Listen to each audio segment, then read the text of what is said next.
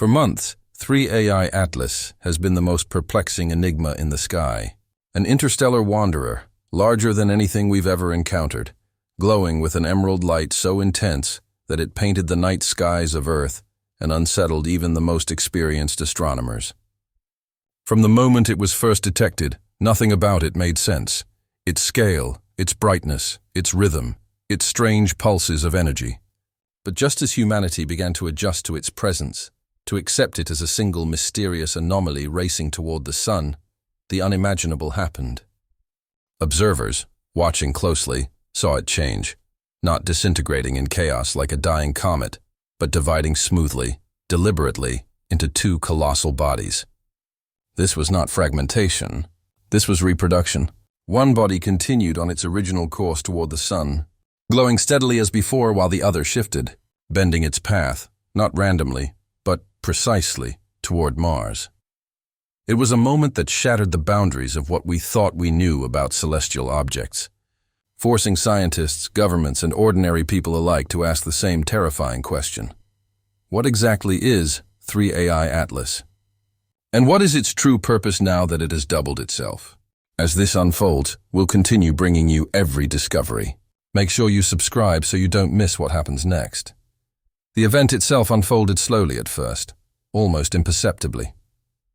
High-resolution imaging of Atlas's coma revealed a strange bulge forming on one side, a swelling of light that refused to dissipate. At first, astronomers thought it might be a temporary flare, the release of gases or dust from the object's surface. But as hours passed, that brightening condensed into something new. A second luminous core, distinct yet tethered, drifting gently away from the original. The world had seen comets fragment before, but never like this. Cometary breakups are chaotic, spraying debris and jagged arcs, leaving clouds of shattered dust that scatter and fade. But Atlas's split was different. It was symmetrical, controlled, like a cell undergoing mitosis, dividing evenly into two complete and self-sustaining entities. Both bodies retained dense cores. Both radiated the same emerald glow. Both pulsed with the exact same rhythm. For scientists glued to their monitors, it was as though the laws of physics had bent before their eyes. No known natural mechanism could account for such an organized division. Instead, what they saw looked intentional, a process that carried with it the haunting suggestion of purpose. Atlas had not broken apart. It had multiplied. Once the split was undeniable, the focus turned to the question of trajectory. Would both bodies follow the same path? Would the second fragment drift aimlessly, carried by inertia into deep space? Orbital calculations answered within days, and the results sent shockwaves across the scientific community.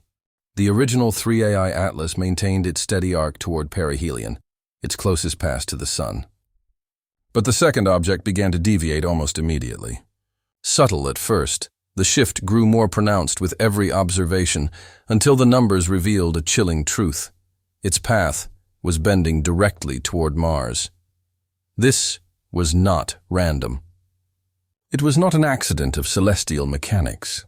The new object had stabilized its course into what looked like an intercept with the red planet's orbit.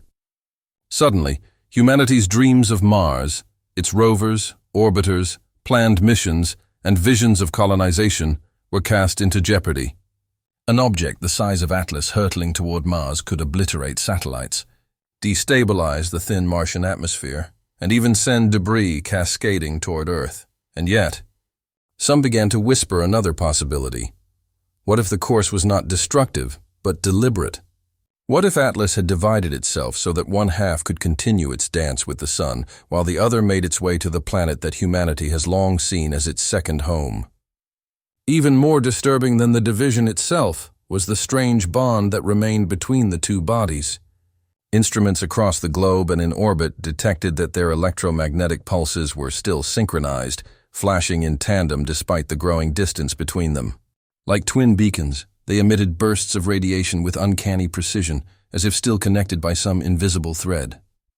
When plotted, their pulses revealed identical timing, identical frequencies, identical variations, as though each half of Atlas continued to communicate with the other, operating as a single organism spread across millions of kilometers. The implications of this baffled scientists. Two separate objects divided and moving along distinct paths should have lost such perfect synchronicity. Yet they remained locked in harmony, and the effects rippled outward. Satellites orbiting Mars began to register unexplained fluctuations in their sensors, as if the red planet itself was already within the influence of the approaching body.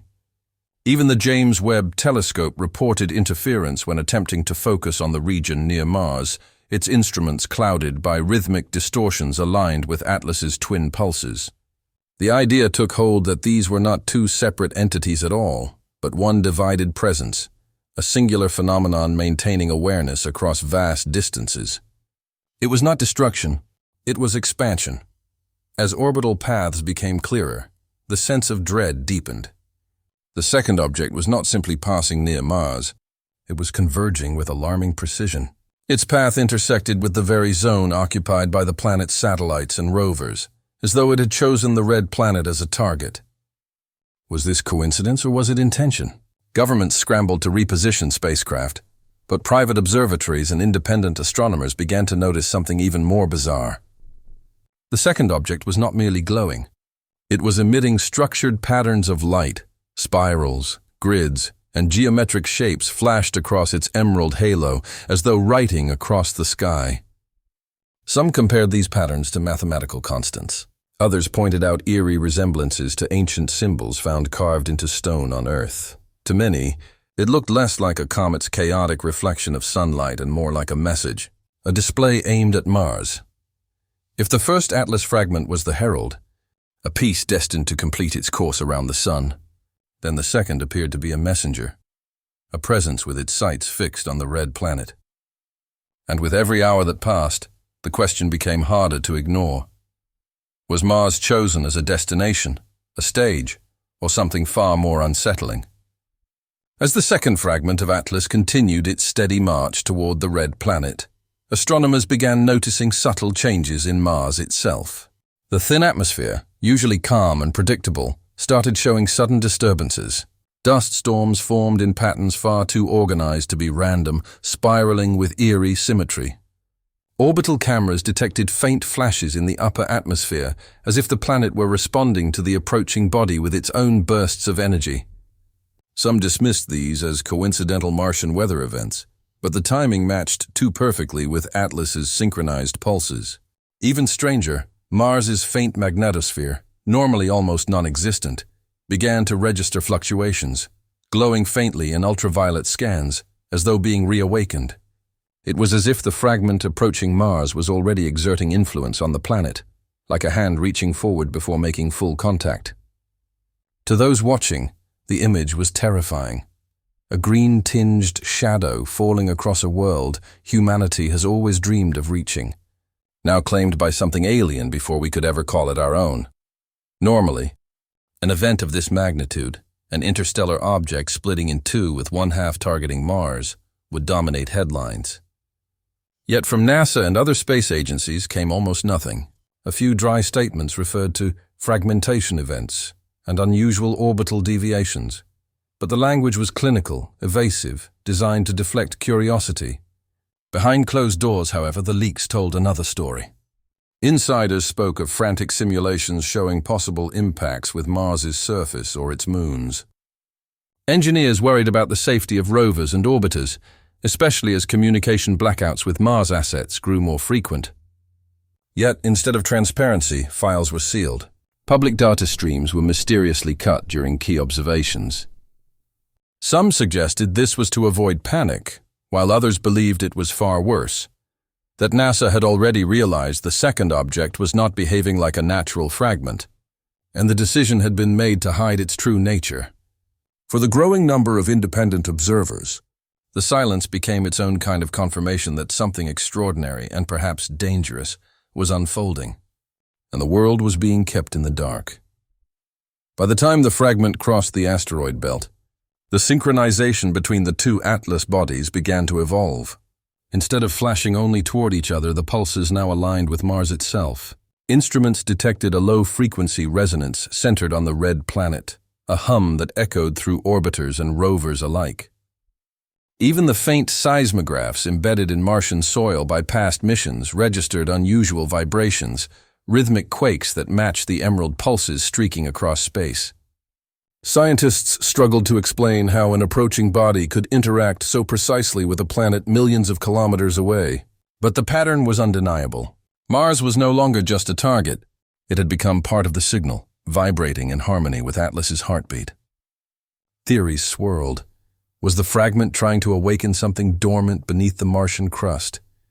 Was it establishing resonance for a landing or even a transformation of the planet itself?